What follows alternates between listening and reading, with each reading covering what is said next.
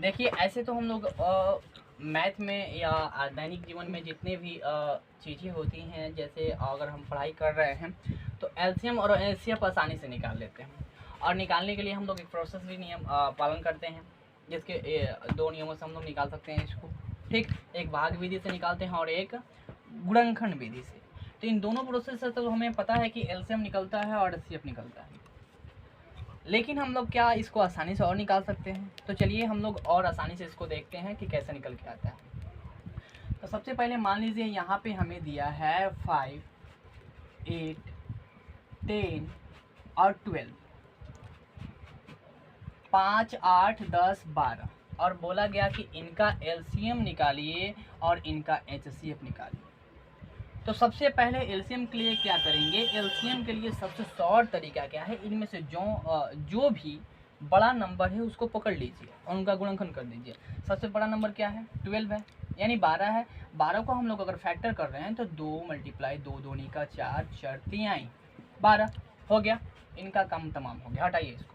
अब यहाँ पे 5 का ले रहे हैं तो इसमें 5 नहीं बन रहा है भाई, तो यहाँ पे 5 डालना पड़ेगा हमें ऑलरेडी। ख़त्म इनका भी काम।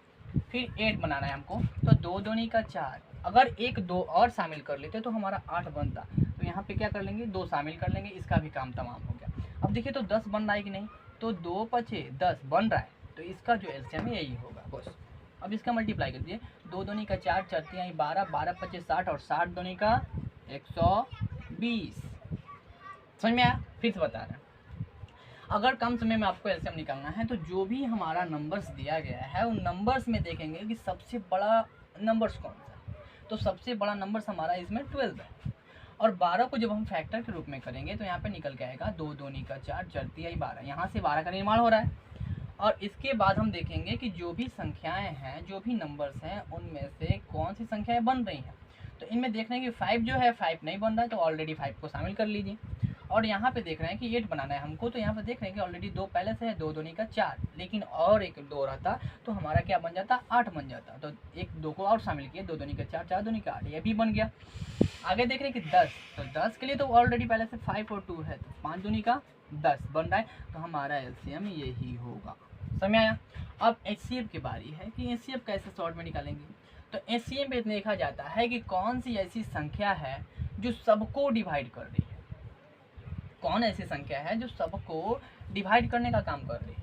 तो सब संख्या को डिवाइड करने का काम सबसे छोटी संख्या सबसे क्या होगी इनमें से जो कॉमन हो। तो देखिए तो 5 जो है यह 5 से विभाज्य होगा। हमें पता है कि 5 उसी संख्या से विभाज्य हो सकता है।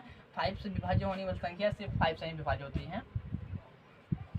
तो यहाँ पे 8 जो है 8 भी हमारा 5 से तो डिवाइड होगा नहीं, तो ये 2 से डिवाइड होगा, 4 से डिवाइड होगा, 8 से भी डिवाइड होगा। भाई इसमें से कॉमन कुछ भी नहीं है।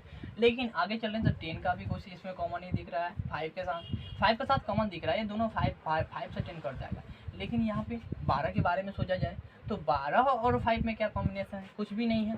तो इसमें देख रहे हैं कि इन चारों में सबसे ज़्यादा जो है ये किसी भी संख्याओं के रूप में कॉमन नहीं है, लेकिन इसमें से एक संख्या जो है ये सभी में कॉमन है। कौन है? तो एक से सभी संख्याएं विभाजित हो सकती हैं, या इनमें सभी एक शामिल है। तो इसका एचसीएफ जो होगा हमारा 1 निकल गया है। बस समझ में आया? इस तरीके से हम लोग किसी भी संख्या का एचसीएफ और एलसीएम शॉर्ट तरीके में कम समय में इसको हम लोग निकाल सकते हैं।